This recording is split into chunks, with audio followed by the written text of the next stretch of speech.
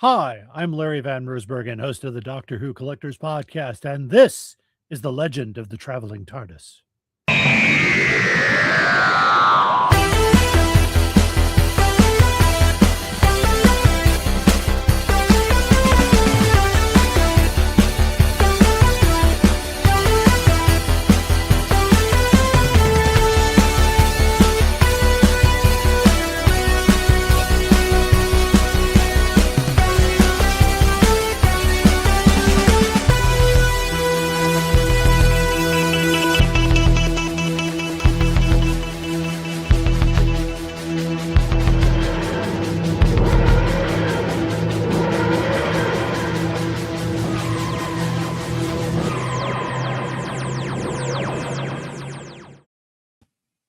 Okay, Dave, did something happen during the intro? Because all of a sudden the music was playing and then all of a sudden it jumped like 5 seconds into the intro. I just want to make sure I saw what I didn't see that. Okay, so it just played out right? I was just As far as I can tell.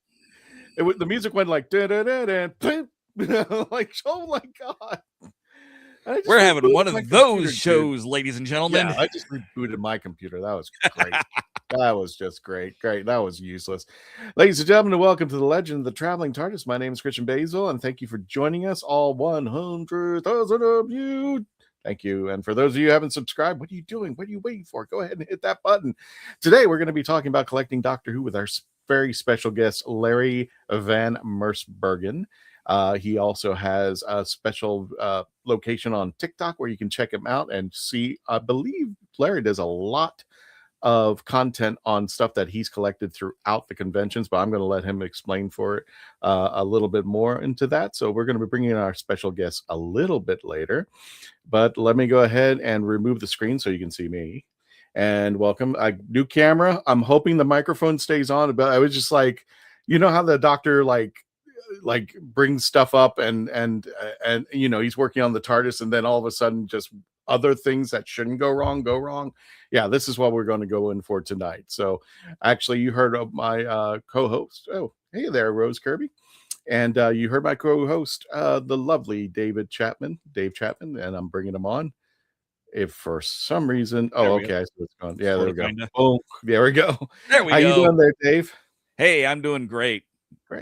Don't forget to check it. Glad to take a little bit of a back seat today. I'll be doing some of the production stuff, so if things run a little bit sideways, it's my fault. Good. I can blame him from now on. Like I said, I was just telling 10-minute delay was not my fault. I was just telling Dave, I said I had to reboot my computer completely. It kind of just like crashed out and it just stopped running, and then I just rebooted it. But it was just like, Dave, and I see you out there, Dan, that Dave goes like, oh, we're going to be running a little bit late, and Dan goes, oh, that's just fine, you know, we understand that. If I run it late, he's the one going like, damn, it's just another episode for the Legend of the Traveling TARDIS. And I pointed out that because we knew it was me making that comment, we just know it's your fault. Never mind. Anyway, speaking of people's faults, there we go. I just really yes, Christian segue. This is why I'm not producing tonight's show. I don't be blamed. I can produce my show, Spill the Geek Tea, and Tasty Conversations, and Tasty Talk perfectly fine. When I come on here, hello, Poison Ivy. That's right. Don't forget to check out Tom and the gang over at Spill the Geek Tea. And also, I forgot to mention with Dave, Horses on Film, about cowboys, westerns, movies, and stuff like that. Yes. Tom, how you doing tonight? There's a geostorm going on. That's why I said, no, I'm not going to be doing any producing. Then we got this ice storm coming. It's like, no, this is why I pushed my trip down to Orlando another month. A lot of craziness going on, and then, you know, everything else. Yep. Meanwhile, back in Florida. Meanwhile, back at the ranch. In Florida. Yeah, exactly. Speaking of the ranch, because I got nothing, I can't segue anywhere. Welcome, Sean. How you doing? From our friends over at Our Philosophy Is. How you doing there, Sean? Thanks for joining. I'm doing well. I'm having a scrumdiddlyumptious day today. And, you know, I wanted to say, Christian, the reason why we don't blame Dave is because in this house, we do not blame Canada. we are keeping good spirits. We got to keep hate keep the you. blame squarely on the Yanks. You know what I'm saying? Hate you. But Speaking of Yeah, and- scrumdiddlyalcious, don't forget you can go ahead and get your barbecue sauce right now. Email. there you go. There's that Gmail. Yeah, I love this. And Yeah, use and code I wanted to say, barbecue. Christian, too, when you had that thing happen with your audio, like everyone should make sure that Christian does not have the silence in his house right now, because you just like lost some time in that intro. I couldn't remember anything for just 5 seconds. Jumped, It's like, it just like jumped like 5 seconds. I'm like, geez, and I just like, I hope that didn't broadcast out. I just hope it's my computer, and it's done it before. I didn't see it, but maybe you should check your wrist for some tally marks. That's all I'm saying. I did. Timeline's I changed. don't like to use Sharpies on bare skin, so that's all I'm saying out there. Speaking of Sharpies on bare skin, I don't know where we're going with that, but she knows where we're going with that. Actually, you know what? Let me go ahead and bring in our guest so he can be part of the Who Knew News. Let's go ahead and bring in our special guest, Larry VanMersbergen. How you doing there, Larry? Thank you for joining us. We're all Hi, thank you. together. How you doing, Larry? Great to- Welcome. Doing great. Thanks for inviting me here. It's a lot of fun. I love your show. It's a lot of fun to be here as a guest. I appreciate it. Thank you. I'm doing great. It's wonderful. Thanks to you for joining us at the Legend of the Traveling TARDIS. And it looks like there's a whole bunch. It looks like we could spend at least 5 shows on what's going on in the back of you right now. Yes, My probably goodness. more. But So we got a yeah. nice little show and There tell. could be a whole podcast about it. I know. Yeah, actually, there's a show about it, I think. out there. Really? where can people find it? What's the show called? The Doctor Who Collectors Podcast. It's anywhere you get your podcasts. We are on everything. We are part of the Doctor Who Direction Point Doctor Who Podcast Network, where you can find a lot of other great podcasts as well. We've been around for about 6 years now. Oh, cool. I've been collecting for 45 years. So I thought this was about time to help folks out and give them some advice, talk about what's going on. And, and then along the way too, talk with some Doctor Who actors and, I talk at conventions. It's just a lot of fun. Now, Larry, we're going to bring in Gadget in a moment for the Who Knew News, but I do have one question for you to start Sure. it off. What was the item that was your gateway drug into the next 40 years? What was the very first item that you got that said, okay, this is starting everything? Well, there was actually 2 items. This was back in 1981. My mother and I were on a grocery trip, and she noticed a comic store next door. So she gave me some money and said, go have fun. And I'm like, awesome. So I walk in the door, and the wall on the one side was all Doctor Who, and to that moment I didn't know they made anything. So I bought a Target book, Day of the Daleks. It was my favorite story, so I bought that. And I had also bought Doctor Who Monthly number 72 with Peter Davison on the cover, and I had no idea who he was. So that was how I started. And then it actually continued in the grocery store when I met my mother at the checkout. They had the Pinnacle books in the checkout line. So I bought as many of those as I could afford. So it kind of started there. And then just every week back to the comic shop, into the city, to other places like Larry's comic book store in Chicago, and Chicago's Comic Cons and Creation Cons and whatever else I could do. Plus I wrote to folks in England, and it kind of spiraled from there. You addict.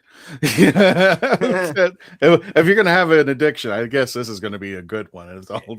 It's a real good one, because you feel you feel good about it, because it's for one thing, I think it's preserving history too as well. And also being a collector in the United States is 4 times harder than being a collector in the UK, because nothing was sold here prior to 1981. So it's just And that was part of why I opened a Doctor Who store in 1984. So it was part of that to get, I had a company called Bundles from Britain here in Chicago. This is the original catalog from 86. We launched that store, and it became very successful very quickly. And it ran for a couple of years, and then I sold it to my partner. His name is Gene Smith. And of course, now he owns Alien Entertainment and is the showrunner of Chicago TARDIS.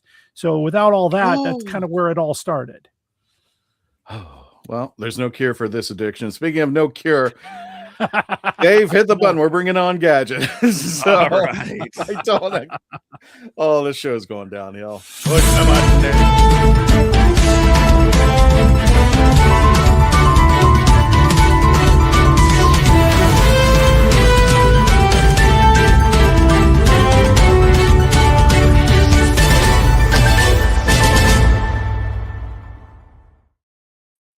Yeah, I think we've been silenced.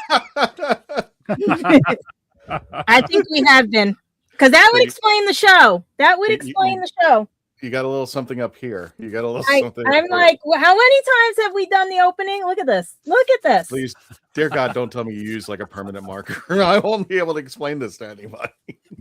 Yeah, you don't know theatrical. You do not. You had to see me at all the conventions when I had to pull this off and everything, and every Impossible Astronaut Day and everything. But yeah, don't. When you mention silence, I can play that bit so well. It's hysterical and everything.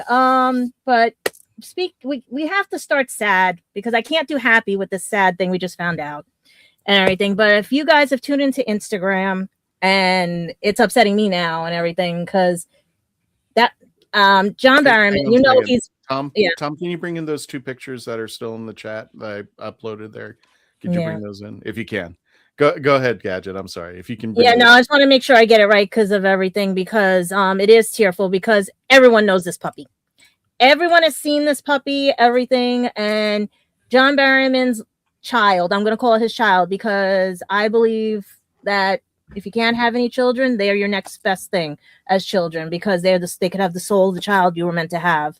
But lost his beloved Captain Jack at, I think they said 18 years old, which is very good for a Jack Russell Terrier and everything the other day. And I sympathize with him because my cat, Shadow Cat, same thing. When it was passing away, it was slowly in the arms and everything. And yeah, my heart goes out to him because I would have been all over his Instagram seeing if he needed anything, if he was okay. But if you guys can tune in, it's it's this puppy went with him everywhere. Let's put it that way. Mm-hmm. And he was getting on in age and he usually stopped bringing him to the conventions and stuff. And basically he waited. And that's what happens when it doesn't matter if they're human, not human, whatever they are, because doctor's not human and everything. They wait for those they love. And I don't blame him for telling everybody because that puppy gave him hope and everything. So from us at Legend Traveling TARDIS, we hope that everything is fine at home, everything's good, and that this is just one small stepping stone because maybe this Captain Jack will regenerate into something more. And I feel really bad for John Barrowman and losing a puppy. I know that God only knows how many fur babies I've lost in my time in the last 20 years I've been in this house. But I was just weirded out that he, for a better term, brought him into the live video. I was just like, I don't think I would ever do that. I'm just like, you never know when you're distraught. You never know. Yeah, I know. It was just. What's that? I said the same thing to you. Yeah, it was just like I don't know if I would have done that. I think that's just, yeah. And you don't know when you're distraught that's gonna. That's his baby. He was like, that's his baby. That's his child, and I'll see it as that. You know, if anybody else says anything, no, because sometimes the universe don't give us kids, and they give us kids in another way. And these are kids. They don't last as long as some, but they give enough love that sometimes they're better at giving love than some people. I'm sending mine to college. There is. Remember, we have school for dogs, school for cats. Some of them are. I'm sending her to a real college. I'm going to send her to Rollins. I mean, we train them to be emotional support animals for those that are disabled and everything and stuff. So they're not dumb animals. They are an extension of us in the sense of not a full extension, but they're what brings us hope sometimes. Yeah. When we're having like they sometimes you like the cat distribution center, they'll show up when you least expect them, and you end up with about 17 cats.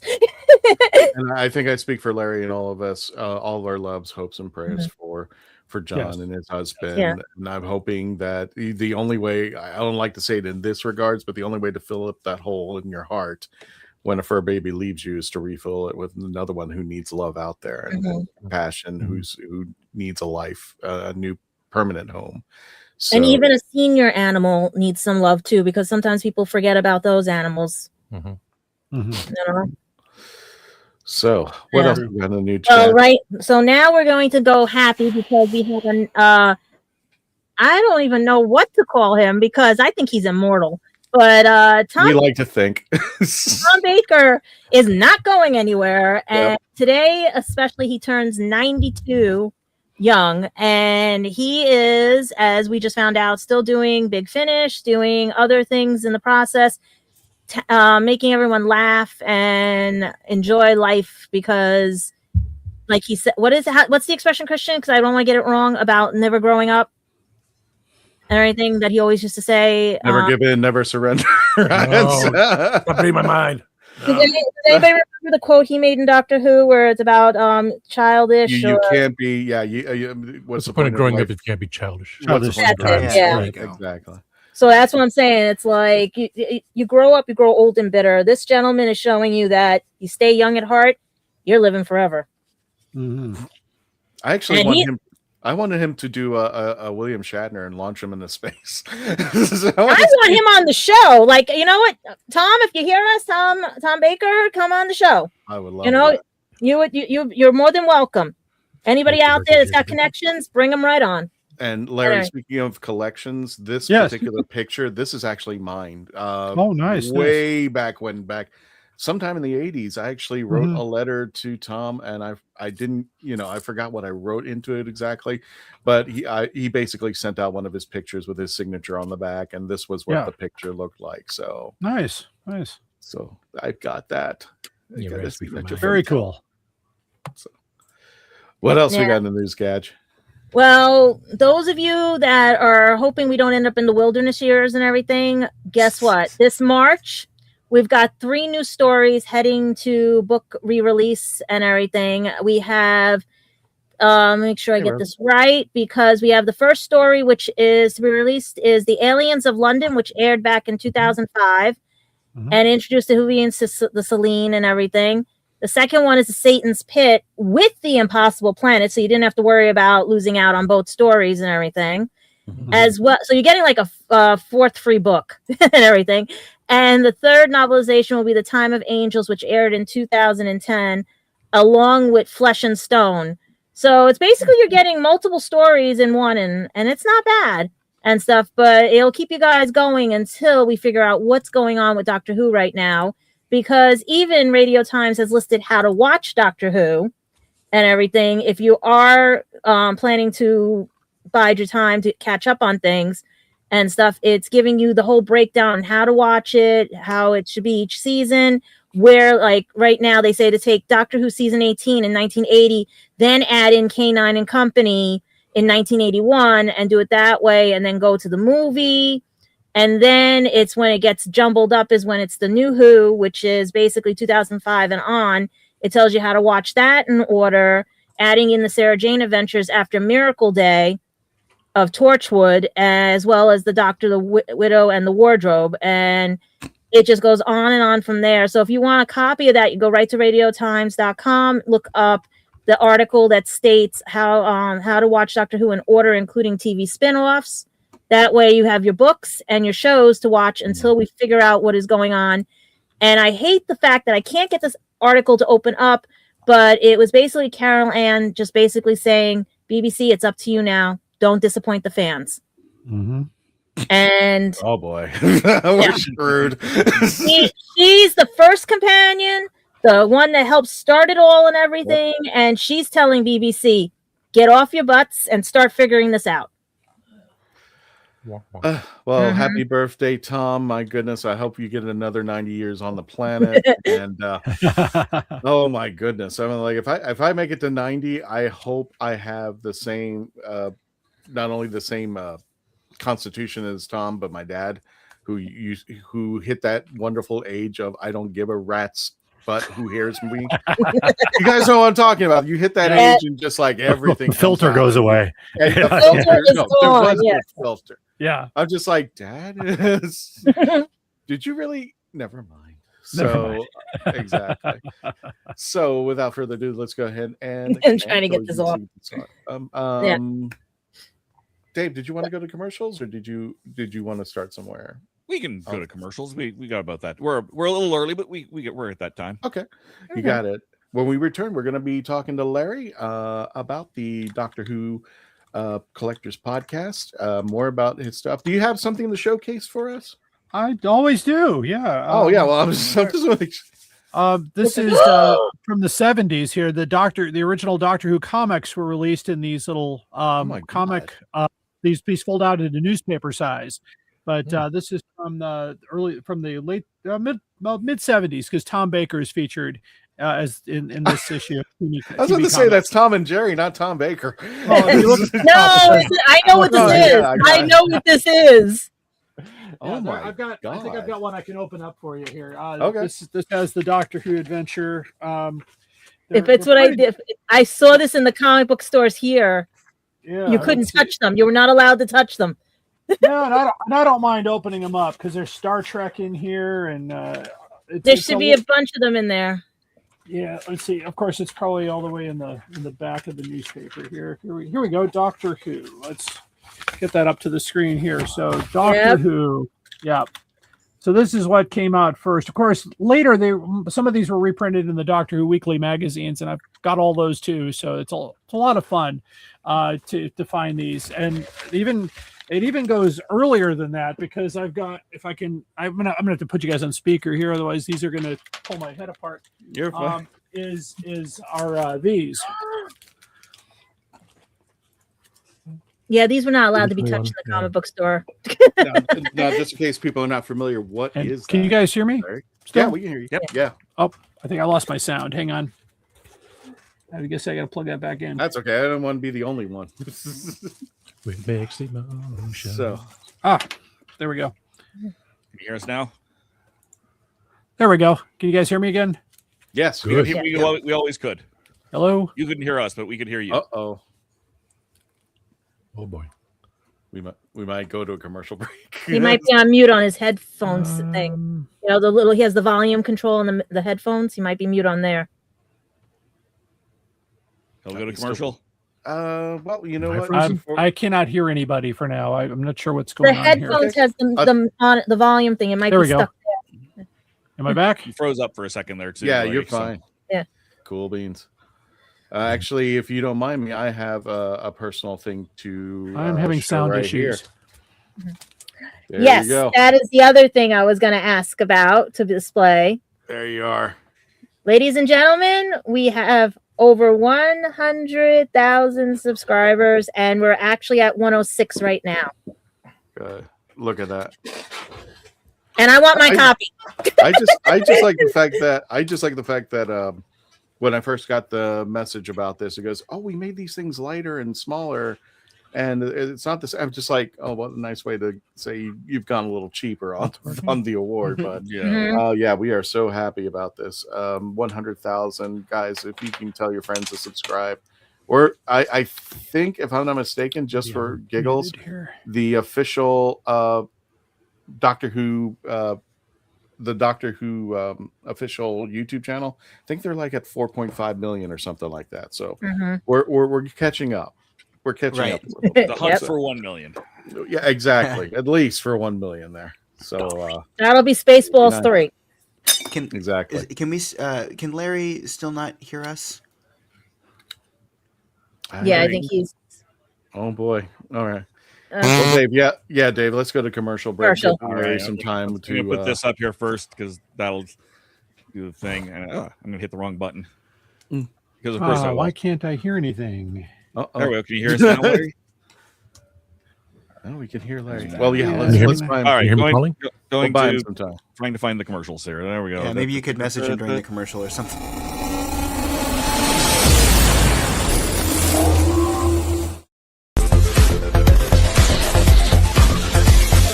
I didn't listen to that voicemail.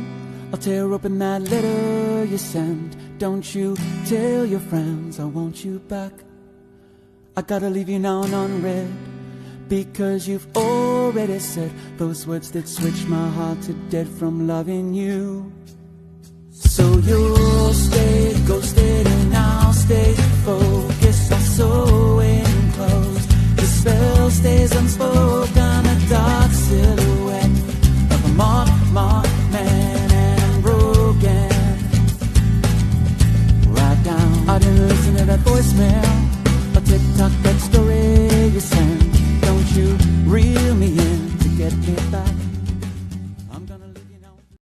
you tired of toxic fandoms? Do you wish we could go back to being happy? So do we. We created the Happiness Patrol to get away from all of the toxicity in fandoms, in life. And so we decided we wanted to do a show, but something that makes us happy. And in the first season, that something is Star Wars. So join myself, Cameron, Scott, Jessica, and Melanie on Happiness Patrol at youtube.com/@happinesspatrolshow.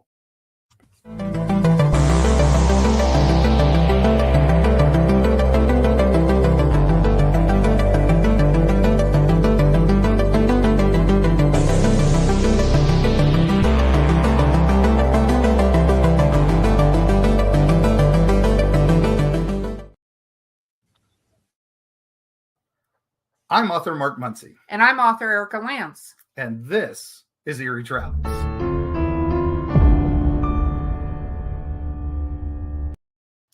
Greetings, travelers. Join us as we travel through folklore, myths, monsters, legends, and dark history. Now, we'll be your guide to the spooky side of reality as we discuss cryptids, paranormal, and all things preternatural. Sometimes we find the truth is way scarier than fiction. We're on twice a week on your favorite podcast platforms, including iTunes, Spotify, Amazon, and YouTube. We have amazing guests from all of the areas of the strange and unusual, including witnesses, investigators, and more. Yeah, with Erica's curiosity and ridiculous array of pop culture and true crime knowledge. And Mark's decades of experience diving into folklore and the legends with the truth that's behind them. Yeah, so join us, travelers, as we take you to the edge of reality, and we'll see you on the other side. So what's your favorite Western?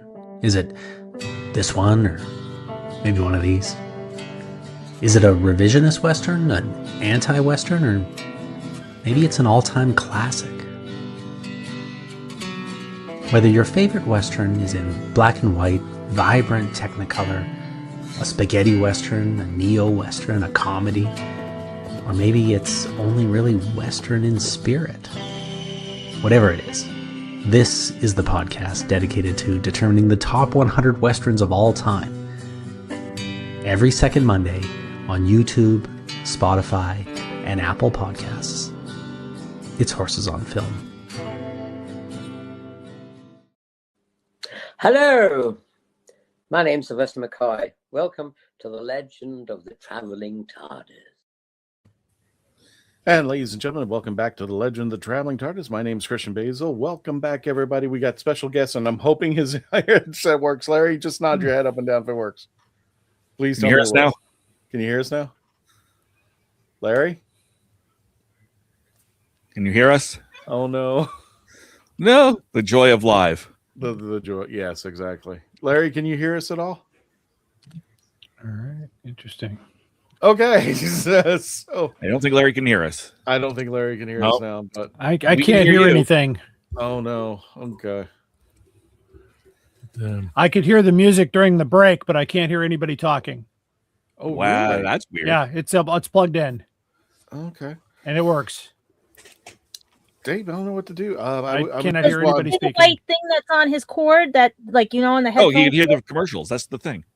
That's what I'm trying. I'm wondering if he's got the voice part muted on the phone part. Get Well, it? at one point, he Testing had the speakers works. I can hear that, but I can't hear anybody speaking. I'm sorry. I know my mic's still working. Oh, that's really odd. That's totally odd. So there's a gentleman. I'm assuming it's a gentleman. I'm not good at reading lips. Geostorm. It's the freaking Geostorm that's causing these issues. Does anyone know Morse code? And you can just. This is an old cord. It doesn't have a volume on it. The volume's all the way up on my computer No, here, so we should be. Where's the headphone? Because he went from his headset to this. I think he said It was going Speakers fine. are working in the studio. But I but I wonder can't if hear the you little speaking. white thing, the little so thing that's sorry. round on his cord. That's So- a microphone. Yeah, that. See if that's blocked or if that's got That mute will on. block- we can hear him, so no. I'm And he's not I- using that. That's I not the. And his isn't muted? It's just a microphone. It doesn't mute. He said. Mark is saying check Yeah. the sound card, log out, and It's log working, but I can't hear the talking. I heard all the music during the break. I heard all the. Let me do that. Let me log out and log back in. Yeah. Let's do that. Okay. In the meantime, while Larry is coming back over here, did anybody? I guess we can do a little bit of a show and tell ourselves. Yeah, should I go run and get my collectibles somewhere? Everywhere? I'm surprised you don't already have it on standby. I mean, I already have. Like I said, I got my little thingy here. My other stuff's buried. I got a great Target. I got a Target book for Christmas. I got probably yonder from a good friend. Well, I got a Target book. Well, I'll tell you what, I was waiting for him to come back on, but I wanted to show everybody some of the stuff that I had. And unfortunately, Larry's out. So one of the things that I enjoyed. Hold on. Yeah. Oh, Larry's back. Larry might be back. I can hear you. Yay! Yay! All good. I don't know what happened there, but hey. I think it was probably Joy of StreamYard life being production. weird. Stuff that I'm not insured with. Okay. Or like everybody said, it's the Geostorm. We had a solar flare 4. So it's messing with technology and everything. There's a wibbly wobbly timey wimey thing. I'm sure. Wibbly And wobbly, if you're timey sensitive, wimey. like some people, it affects you, like headaches and dizziness, and And sound going out. Absolutely. Well, it wouldn't be a live show if there wasn't a problem, right? I like it like this. It means we're real. I don't like when they're scripted. We're glad to have you back. I had a podcast interview with a person in Cyprus, Greece, and the power went out, and I couldn't get back to him in time. And I'm like, I'm so sorry, the power went out. Oh no, it's all right. So I'm just adding this. What are your top 3 rules for I'm trying not to using your freeze. collection? Oh, the rules for visiting. I've had people in the room here, including 2 gentlemen who currently hold the Guinness Book of World Records for the largest Doctor Who collection. I've also had a film crew in here doing a PBS interview for the public television in Indiana about Doctor Who.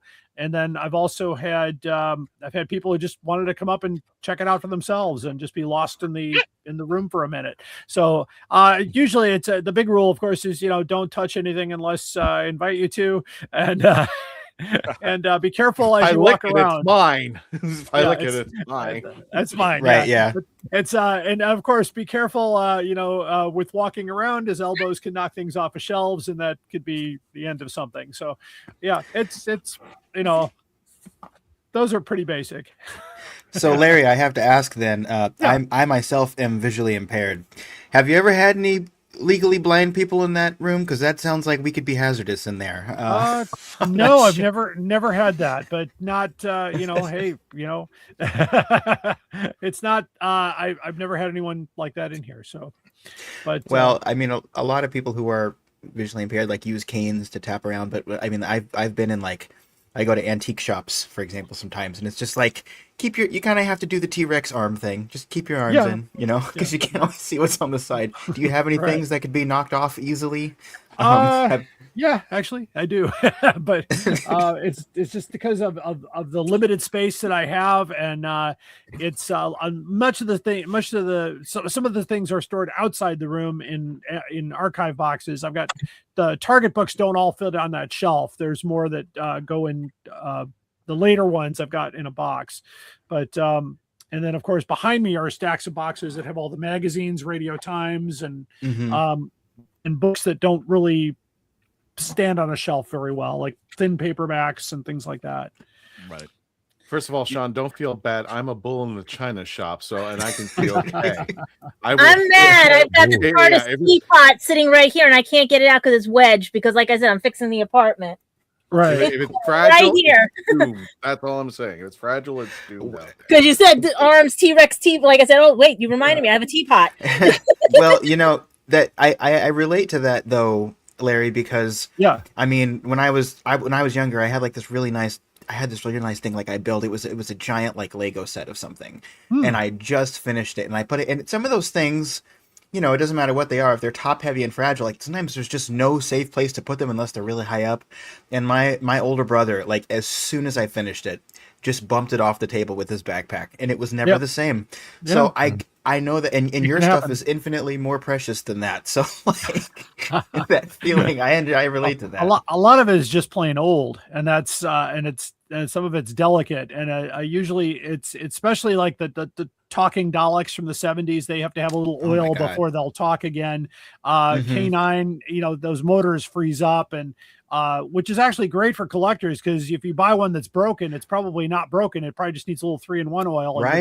Right. Yes, but, exactly. Yes. And some of the stuff was not built very well. I have a Bagatelle game from 65 that it's a plastic little, like, pull the plunger and get the balls in the slots kind of thing. And it's extremely delicate because there's a crack in the plastic. I mean, it was from 1965. It's been played with and probably broken and put back together. So that's the nature of collecting things that were, 60 years old at this point.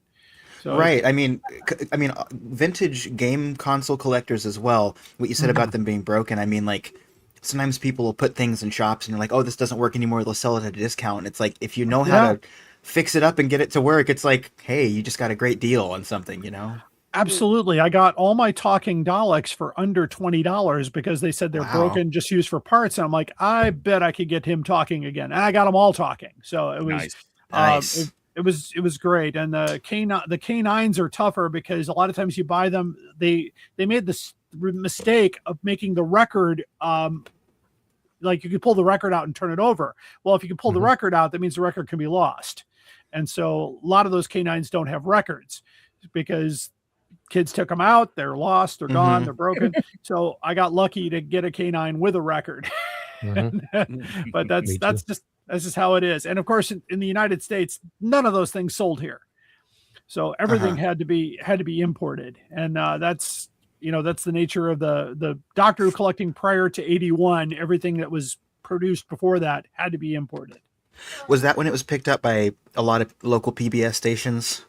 PBS, well, in Chicago, it started in 1975. That's when I started watching it. And but merchandise didn't come to the place until about 1981. And we did have a convention in Chicago in 79, but there were no dealers that had anything because it was basically comic book dealers. And they had the Marvel premieres. That was about the only thing you could buy from Doctor Who. It was in 81. There was an import. You could import some of the books, but they were really expensive. Like the first Target book I bought was $4 because they had to import it directly. And then a year or two later, Lyle Stewart opened up in New Jersey and was able to get those Target books down to $2.50 because they bring them in by the pallet load and do that. So that's basically what happened during the 80s. It kind of became a huge explosion of Doctor Who merchandise that was introduced to this country, and people just went for it. Right. And I don't want to like take up too much of your time just with this like one line of questioning, but go ahead. But I wanted to ask, like, you talked about some specifics there, obviously, but what in general, like, what do you think changed in the early 80s? Like, what do you think, was it culturally, like what flipped that switch where there was more merch available in the States, whereas you couldn't get it as much before? Well, a company called Lionheart got the distribution rights to the Doctor Who stories from basically the existing color Pertwees through the end of Tom Baker, and they blitzed the sale of those to over 300 TV stations in the country. So fandom picked up probably around 81, 82. And then, of course, the United States getting the 5 Doctors first in 83 was huge, too. So it kind of built a big momentum. And of course, the convention, the small conventions turned into like in 84, we had the largest convention in the country here in Chicago, the Spirit of Light TARDIS 21 convention, where I met Patrick Troughton and John Pertwee, and Tom Baker was there. And it was just a huge, I mean, thousands of people came for that. And it just became a huge thing. And when I opened up my Doctor Who store, I said, well, we got to get in on this. And so we started importing Doctor Who from England and getting it from distributors. And we had a table at TARDIS 22 in Chicago, which was in 85. And that's where our business exploded, because in one weekend we made $20,000. So like that market was kind of just there waiting to be tapped, basically. and stuff that nobody had seen before. I mean, we brought in, my company had the hardcover books that were released by W.H. Allen, and we got those from Lyle Stewart. Nobody else wanted them. So we had them on our table, and people were like, wow, I've never seen this before. Give me 10 of those, that kind of thing. It was cash. Of course, back then it was all cash. I think we took one personal check, but nobody took credit cards yet. It was just one of those, but it was all cash business back in the day, and people were just really clamoring for the Doctor Who, and it was huge. I mean, it's just really huge. I can't really say that lightly. People wanted their Doctor Who merchandise, and they said, where can I get it? How can I get it? And that's why when I opened up the shop, we did a mail order company. I showed it earlier about to grab it here. The Bundles from Britain catalog from 1986. This was hand drawn by the late Bill Eubanks. He was a artist and cosplayer, and his cosplay of Davros appeared in the 84 merchandise special for Doctor Who magazine. So, but he hand drew all the doctors on this catalog. And so we put this, we probably put about 500 copies of this catalog out throughout the Midwest and beyond, and just the business took off. We were fulfilling orders every day. That's really cool to hear about, because I mean, back in 1981, I wasn't even thought of yet, right? So I mean, I'm kind of a latecomer to knowing about Doctor, but I do consume a lot of classic Who, and I do watch a lot of footage of the earlier Doctors talking about. I mean, I remember watching John Pertwee talk about the American fans and how they kind of like that the Doctor Who production is a little bit cheaper, and how he was surprised how well received he was there when he went to cons and stuff. So it's really cool to hear about those earlier days of selling the merch and kind of how it exploded during that time. That's really interesting. And I have a really good John Pertwee story. At that 85 convention in Chicago, Saturday morning, the doors opened to the dealer's room. The first person through the door was John Pertwee. And he walked up to our table and he said, "Look at all this stuff." And picked up a copy of the Cave Monsters and said, "I like this one. This likeness is good." And then later, I'll bring by copies of my book, Moon Boots and Dinner Suits, and you can buy that from me directly. And so he did. He came back later, and I bought a hardcover copy of that book, gave him $20. He signed it for me. I met my idol, because that's the first Doctor I ever watched on TV. He was the nicest guy, just absolutely, just blown away by the dealer's room.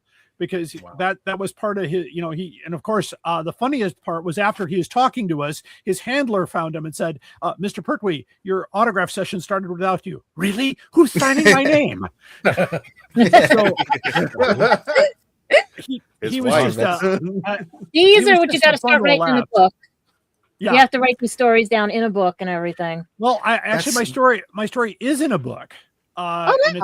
The book is called Fantastic. Let me grab one off the shelf and I'll show you real quick here. Really? Who's signing my signature? I'm not going to unplug these because then I won't hear you again. But it's called Fantastic. It's a collection of Doctor Who stories. Over 100 Doctor Who fans contributed their stories to this book. Mine is in there as well. Nice. Produced by Zeppo Publishing. Is that available? Is that digitized, or is it only print only? You can get it in Kindle format, but you've got it in paperback or hardcover on Amazon or anywhere you can get books. That's so great to hear too. I am John Pertwee's my favorite Doctor. So later in the convention, I was going back up to my room and he was in the elevator in full Wurzel Gummidge costume and character.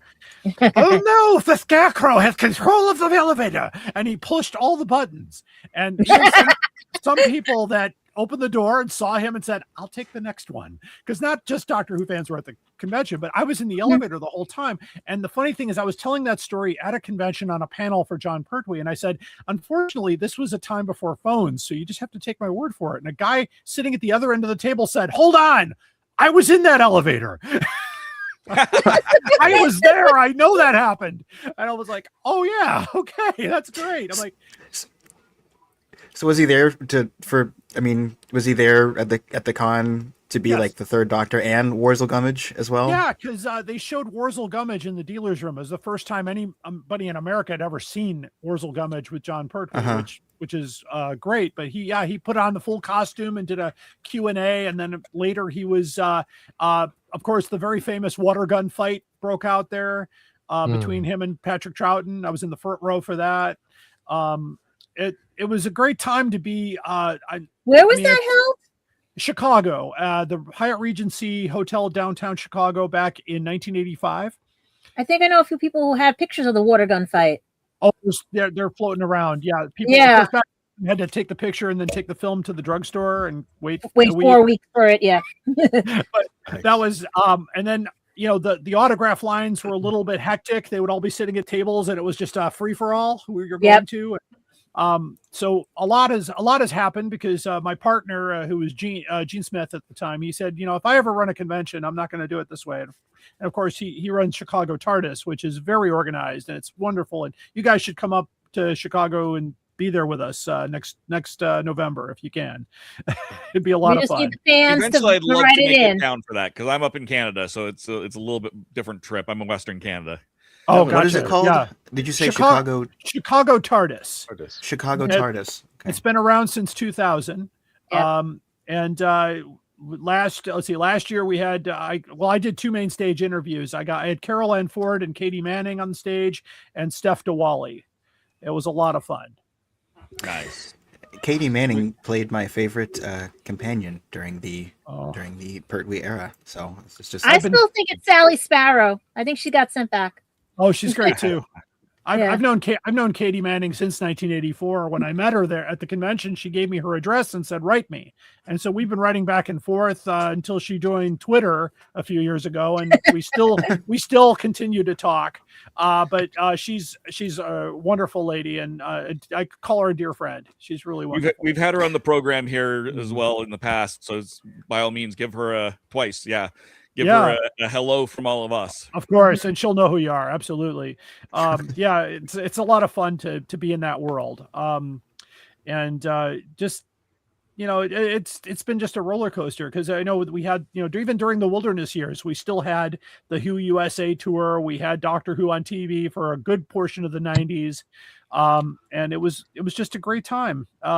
To be in Doctor Who, selling Doctor Who, collecting Doctor Who. It was even better if you own a Doctor Who store. It's real easy to collect. You just order one extra, take it off the shelf, right. and that gets you in trouble. Well, it does. But my old partner Gene owns a company called Alien Entertainment. That's DoctorWhoStore.com. If he finds something in the warehouse that is from our old days, he'll write me and say, "Hey, are you interested in this?" Because he found something from the old days that I couldn't buy back then, but I just showed it on TikTok. I'm going to see if I can reach it without unplugging my headphones here. And that's the Doctor Who photo album from 1984. We had these in the shop in 19. And basically it's not much. It's just the Doctor Who logo with that, and it's just a photo album. Yes. But these were licensed, and we couldn't get very many. Only 500 of these were made, and so I couldn't buy one because we had a rule: if it was a limited stock, we couldn't take it. But he found one of these in the warehouse and said, "Hey, do you want it?" I said, "Yeah."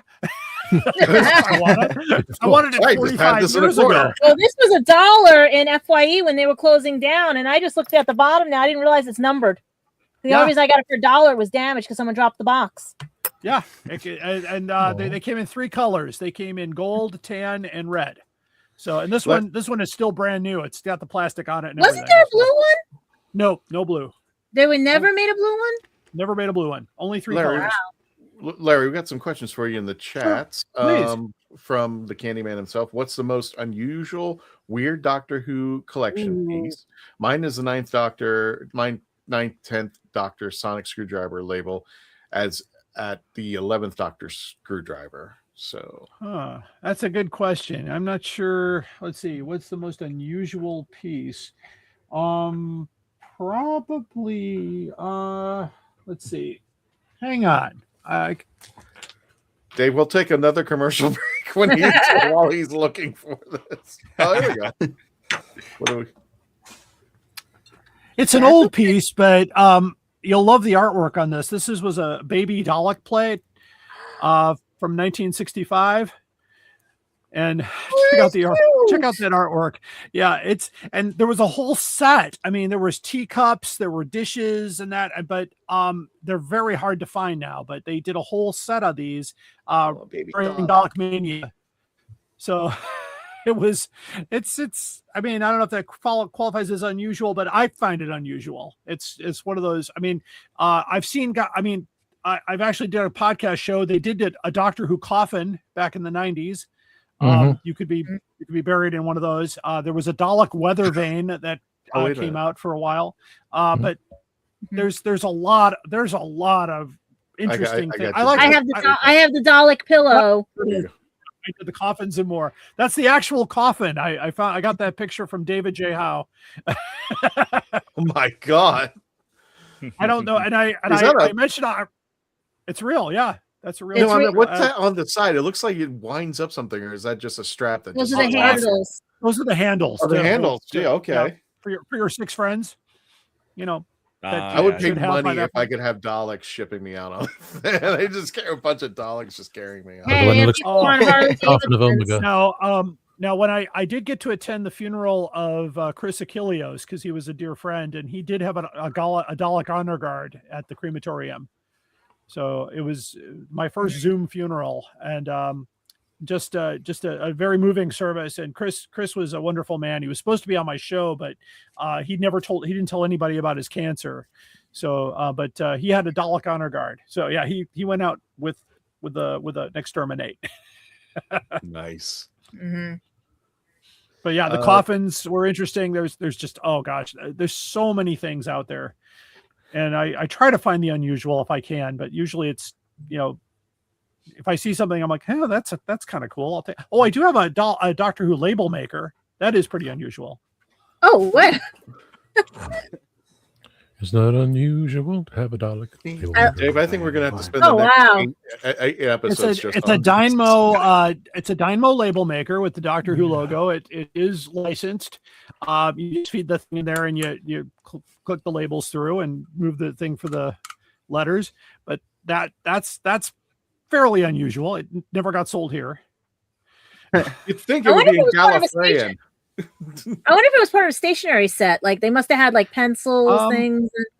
There were pencils. I have a Dalek pencil, but that was from '65. This is from the '80s because of the logo. You could the logo is kind of faded, but and there's no date on it. But the best we could determine was 1981 or 80, possibly. Only sold in the UK.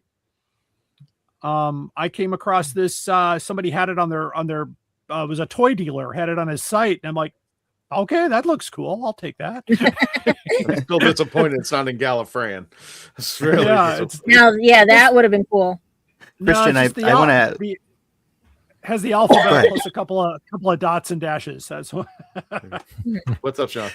Christian, I wanted to also acknowledge something that you said a minute ago. I didn't really respond, but I was kind of surprised. I did not know that you guys had Katie Manning on this show. I think that must have been before I joined you guys. That was before way before. Yeah, it's like I need to go back and I need to get a TARDIS and go back in time. The episodes are online, but I just like the first episode. And I'm sorry, Larry. I got to tell this story. The very first episode. Remember, during this time we were in Zoom, and this is way before StreamYard, so we had to record it in Zoom, download it, and put it in audio format at the time. And Katie, when she had to sign in, she had to do one of those things where she, it's like find the buses or, to prove that she's human. Oh, capture. Yeah. It's like, look at the motorcycle. Well, she's myopic. So she's like, I can't get I couldn't get in. So she was like 10 minutes late trying to get in the studio. Oh my God. Because she was having issues with it. As like, if anyone works for, I'm sorry, Larry, we'll get back. If anyone out there works for anyone who is involved in the higher ups of CAPTCHA, please know that blind people exist, and like we're human. I promise. I've already yelled about being dyslexic. Apparently, if you're trying to get in, but I think it's really cool that you guys had. That you're human. You know what? I ask myself that every day. There we go. No, but it's really cool that you had her on because she is like my favorite. Pertwee is my favorite era, and she's like my favorite companion from that era. And like I've seen her do interviews and stuff, and she's always just like really lovely. I would love to meet her someday. If you think that's bad, the second episode that we had her on, she was having issues with her camera, And we were interviewing Tim Treloar, and I convinced Katie to come on and be part of the panel to interview Tim. But the problem is her camera is not working. So Tim had to sit there with a cell phone the whole time and right up to the microphone, and Katie was there. And that's how we had Katie onto the show. So I mean, like, and she's interviewing. It was just like, oh my god! So you had the drone. You had the drone footage. We had the drone. Yeah, we were just being entertained. We had to sit there with Katie. Could only talk through Tim's equipment. So I'm like, oh boy, yeah. But it was hysterical. It was one of the best. It was a fun time. Oh, yeah. Sorry about that detour, Larry. But I had. That's okay. I had to, That's all right. I had no to problem. Larry, you mentioned you've got some really unusual stuff there. You also mentioned that you've had the world record holder in your Yes, collection. I have. Going through your collection. Ian, right? Do you have anything that he doesn't have, and did he try and acquire it from you? Yes, he actually took a lot of pictures of things like my outer space, my Patrick Troughton Wall's Ice Cream space book. He didn't know about that. Or any of the cards that went with it. And so I had all the cards and all that, and the Dalek card, cigarette cards too. He didn't have that. One of the TARDIS tents I had, he didn't have. But yeah, they went through the whole process of cataloging and counting. It took many months of hard work, and they could only work 4 hours at a time. And it was a big, Guinness was very strict, and then they finally got it, and now they're in the book, and they're from Bourbonnais, Illinois. William and Lee Thompson. It's a father and son duo. Great guys. They've been on my show before, and they've been in the room here with me. So it's interesting to talk to people who've worked through the same type of thing, but they did it in less time than I did. I've been doing this since I was, 10 years old or so, but they've been doing it for the last 5 or 6 years, and accumulated over 21,000 items. So, how and short I don't are even you from the record? I don't even know, because I never counted. And I might have more, I might have less. I don't know. It depends on the Guinness had rules too. So without running afoul of the Guinness gods, 2 copies of a Target book might count if one was different than the other, like for say a price difference or a printing or a cover that could count. But some fanzines do not count. Fan made items did not count. Everything had to be licensed in some way. Okay. If the item was licensed but doesn't have licensure on the product, it didn't count. Oh, really? Wow. So they're real strict about that then. Yeah, because I have a folder that I acquired that is licensed but doesn't have any licensure information on it because it was used internally. It was a demo. It was basically in-house. Right. And I also have an item. I have a few of those items around here. I have a book that was produced by the BBC, and only 7 of them were made as a test, and then they never made them. So they don't count, because while they are real, they are licensed and probably very valuable. They don't count because we can't find them anywhere else. They weren't distributed to the public. Right. There was a private thing. I got it in the mail saying, "Hey, this is a great idea." It was called the Target Collection, and they included a brand new hardcover book of this Target book with a reversible dust jacket and a magazine with the story. And then they said the cost of creating that would have been 8 times what the subscription price would have been. So they said, "Nope, we're not doing it." So that's really interesting. I've never actually heard that before, but I didn't know those rules were so strict. But I know for a lot of collectors, especially, sometimes the unlicensed things, or even sometimes with depending on what the IP is, the bootlegged things can almost be more interesting than the official things that everyone kind of knows about more. I mean, is that kind of the case for you? Or yeah, I've got a couple of those. Hang on, let me grab them. They're a little off the reach here, but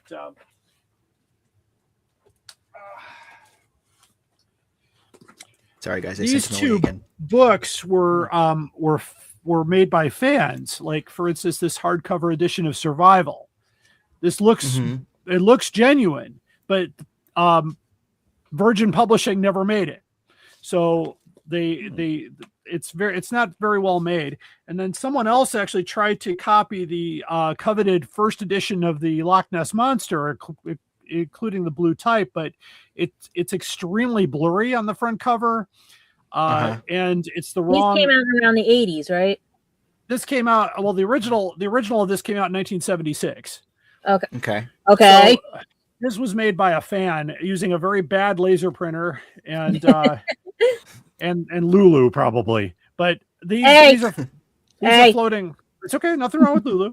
But these are floating around. But what my problem is that when somebody says that they're selling it as genuine and they're getting all kinds of money, and then someone who doesn't know on the other end, that's why I had a segment on my podcast called The Most Outrageous Offer. And it's my favorite. It's everybody's favorite because I'll find the stuff that's priced, here's a book that's priced at $8,000. But you could also get it for $450 at the local store. So I'm like, why is it worth that much? And there's nothing different about it. It's not signed by anybody. It's just somebody didn't know what to, or either that or they hit too many zeros on their keyboard. But but yeah, these things are floating around. Sadly, it's just some of it is collectible. I mean, I have a lot of fanzines in the collection, and some of them from the folks that wrote them. I mean, I knew Jean Airy back in the day. If you don't know that name, she wrote The Doctor and the Enterprise. And if you've ever read that, you all know that. Story, yes. You all know. I knew Jean very well, and she was extremely upset when New Media published it and said, wait, you don't have permission for that. I mean, that's Paramount, that's Lionheart, these are characters that are owned by 4 different companies, and they didn't get any permission for it. And she even wrote to them and said, hey, stop these guys, and nobody did anything. So it kept going. So she always until she passed away, she said, just send me an envelope with postage, I'll send it to you for free. And she tried to keep that story, the stories going, and not make it a commercial enterprise. But but those copies, I mean, I've got all the copies of Doctor and the Enterprise, and they're all very interesting. But some of them are completely illegal. But that's just how it goes, But that happens with a lot of anime fanfics and everything too, and stuff. Yeah, I'm sure it happens in every line of collecting. There's always something that gets out there that isn't legit, but sometimes it's sought after too for that reason. Larry, we got a question here. I am so sorry. This is coming from Rose Kirby. Hey, you're fine. Sure. Hey, question for Larry in the panel. What was your first item you bought at a convention? And if you're still collecting in your late 50s and 60s, what would you collect?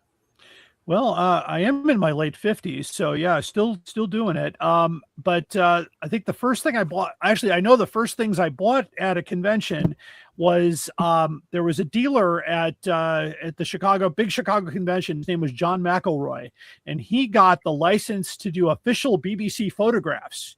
And I bought every photograph he had on his table because he didn't want to fly home with them, because he was from London.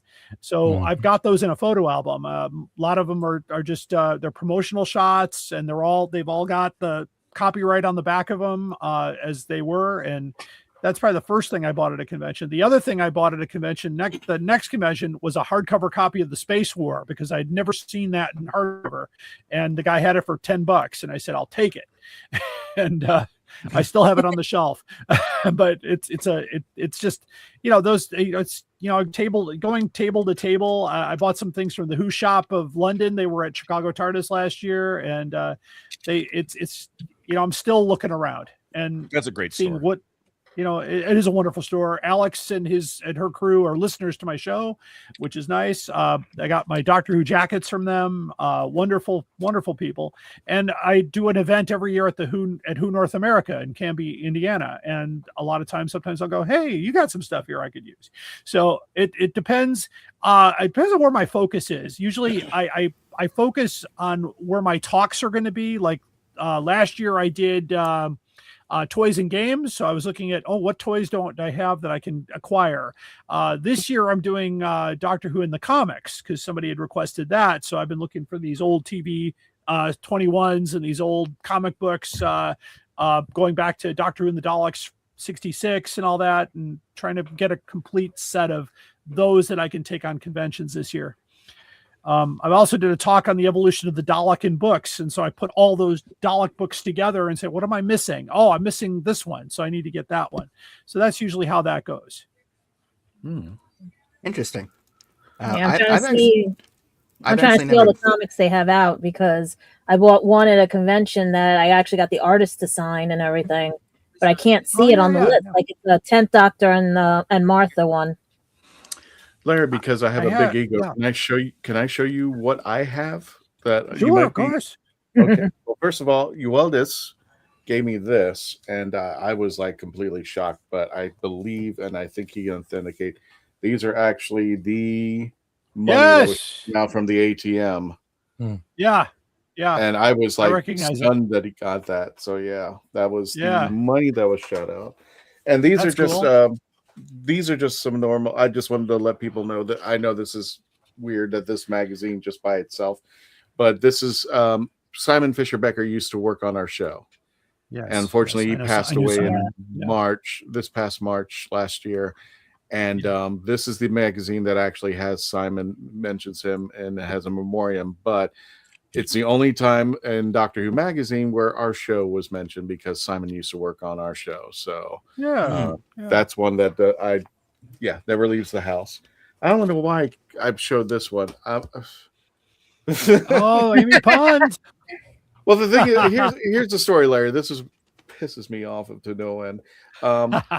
Well, I mean, there you have friends that will come out and they'll try to buy you Doctor Who merchandise. And one of my friends, I told him, he goes, "What kind of what kind of merchandise you're looking for?" I said, "Anything but Funko Pops." And he goes, "Why not Funko Pops?" And I said, "They're Pringles." Because once you give me the one, give me the one Funko, I'm going to have 50 of them.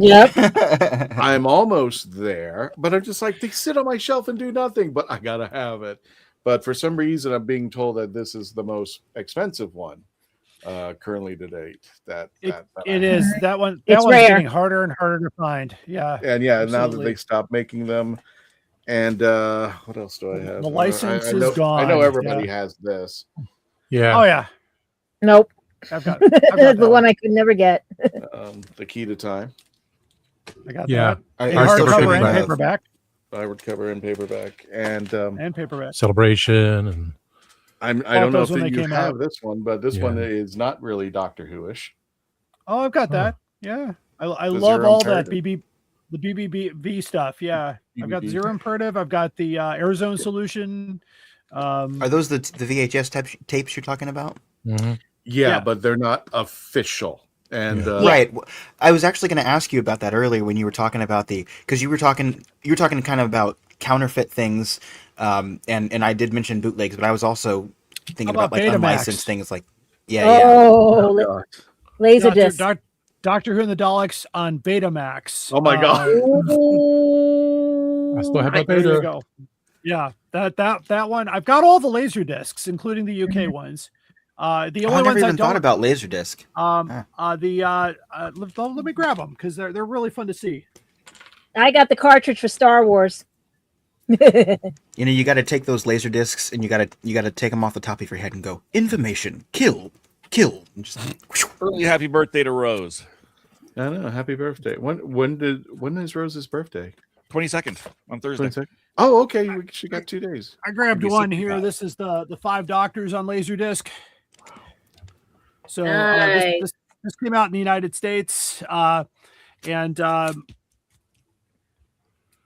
the UK had a lot more of them. They had the Ark in Space. They had a few other titles, and then the one that I can't find anywhere. It was only released in Japan. It was the Doctor Who movie, 1996. It was only released in Japan, and that one I've only seen pictures of. But there are a few out there. The media, of course, the original. Oh, I know about that one. My cousin worked for Fox. Okay. My cousin worked for Fox. He threw them in the garbage. Yep. Are Laserdiscs regional? Are they region coded? Yes. Laserdiscs? Yes, they are. Okay. Yes, they are. Yeah. And then I have you need a PAL. You need a PAL Laserdisc player if you want to watch a PAL. Oh, I guess that's true too, because you got NTSC and PAL. Yeah. And then the other one, and CCAM. Yeah. So they have laser discs. Do you collect a lot of have you seen there's been a resurgence in people collecting VHS? Have you seen that? And is that kind of affecting Doctor Who as well, would you say? Yeah, especially in the used market, because I see a lot of them come up for sale. I monitor a lot of sales online, and people are selling their VHS collections and getting good money for them because because some of the VHS copies, like for instance, if you want to see the Beatles in the chase, you need the old VHS copy. Right. Yes. That before they took it out, or the Tomb of the Cybermen with the introduction by Morris Berry. And there's of course some of the, and of course even more the on-air recordings. Like for instance, people are looking for the Tom Baker recordings where Howard Da Silva does the introductions that he did for PBS. Yeah. And those are I getting, didn't know about. Yeah.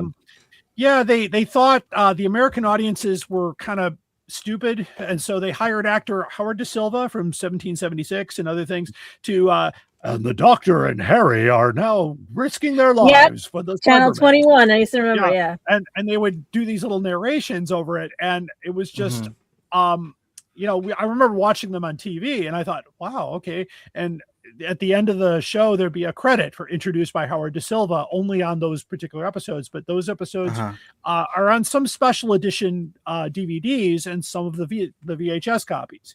So it depends on, it depends on the level of fan, I guess. If you want to watch something in its original format, the omnibus Revenge of the Cybermen, that was the first VHS released in this country, is very sought after, and or even the Betamax copies that came out. People just want those because they're very hard to find.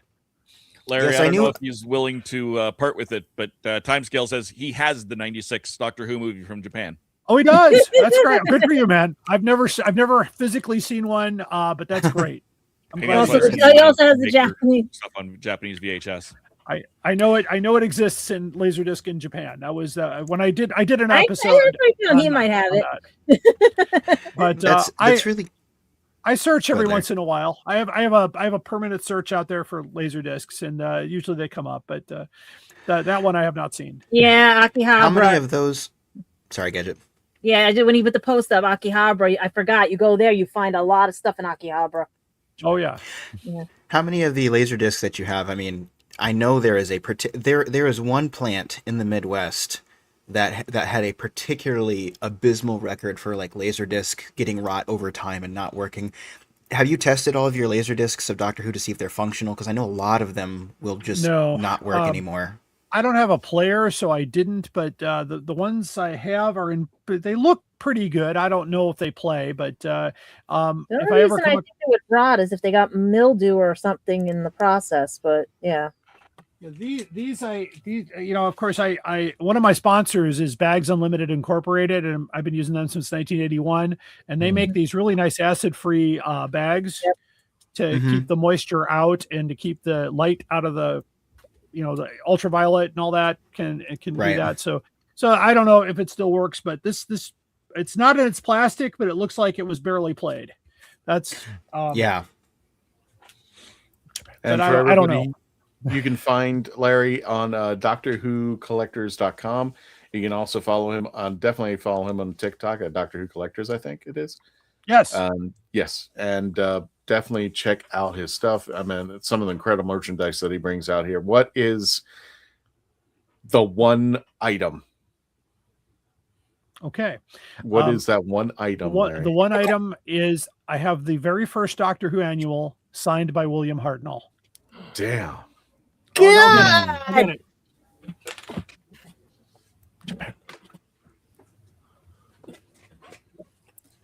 He's on YouTube, Greg. I subscribed. And I've had it authenticated by at least 3 people. I bought it 35 years ago from a British dealer who says he got it from William Russell. And so he signed a couple of these that just has his name and date. That's good enough for me. Do we need more? Right. Yeah. And the annual itself is in really good shape, but that's probably the one item that I consider, my personal favorite, because obviously he died before I was into Doctor Who, and getting his autograph is, you know, it was easy if you were there. He signed a lot of things, but I guess he signed maybe 5 or 10 of these and just signed and dated them to give away to friends. But most of the time he personalized his autographs, but in this case, he just signed a stack of these and then gave them out. And so I believe, as far as I know, the guy I bought it from, this was, and I've had all the stories saying, "Oh, you must have copied that on the internet." I said, I bought this before the internet was even a word. Yeah. You know, Right.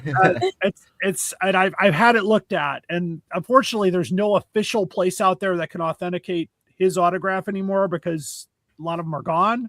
But I have had it compared to actual things. They say, yep, that looks like him. The pen marks are the same.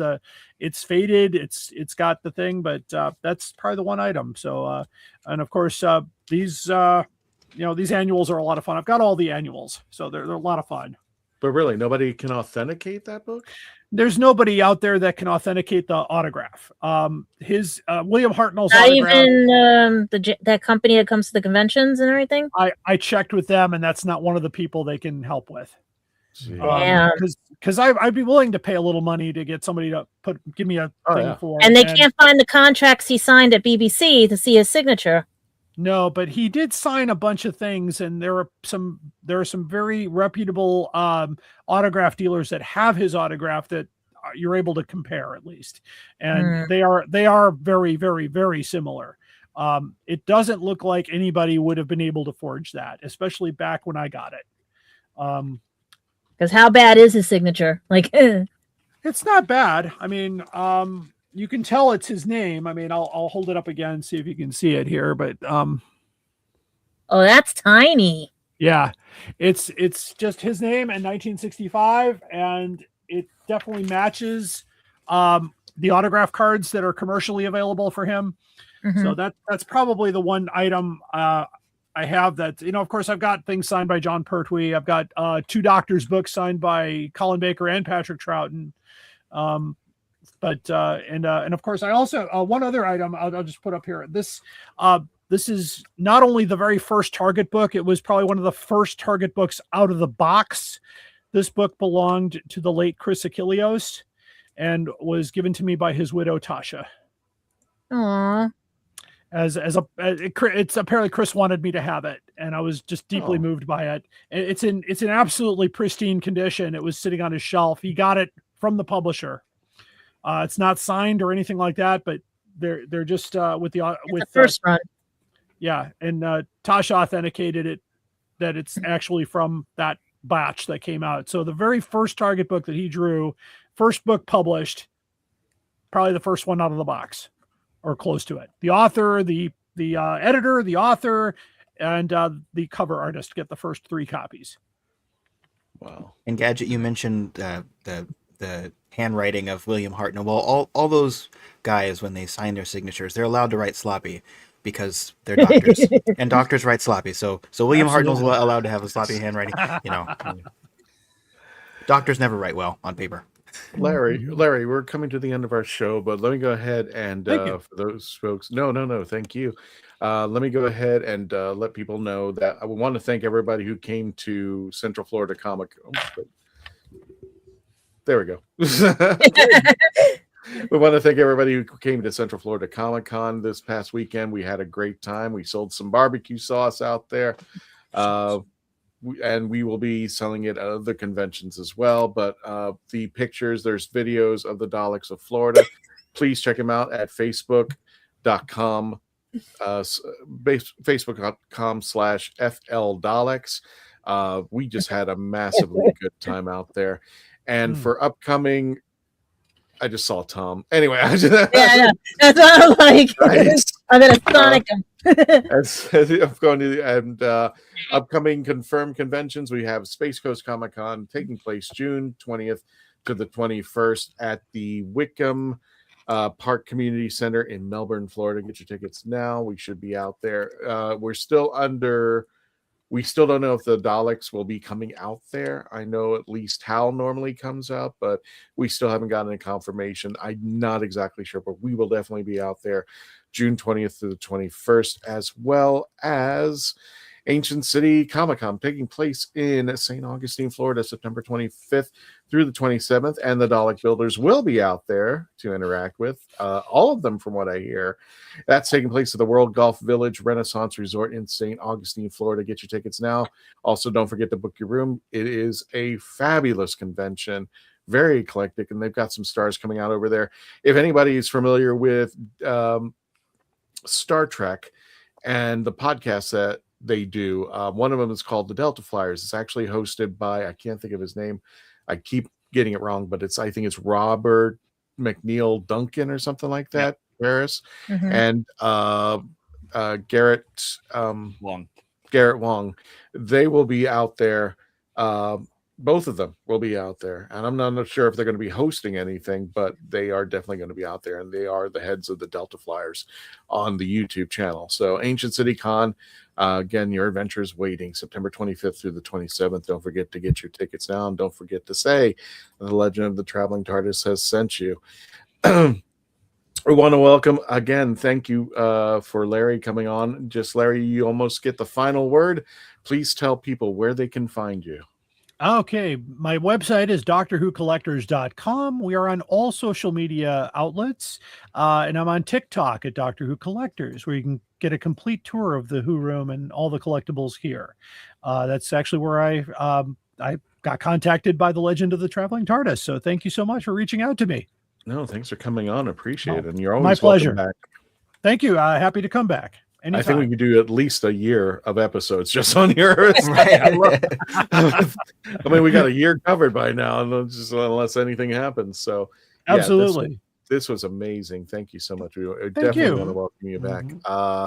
Also, Larry, we want you to lead us out on this. One of the things that we do is, since the passing of Simon, like I said, he was one of our panelists. We actually say goodnight to him. And we would like you to lead us out to say a final goodnight to Simon. And that's his husband, Tony, on the other side, who actually wrote the closing song of our episode. So, or of our show episode. Well, I'm just kidding. Yeah, I can't talk tonight.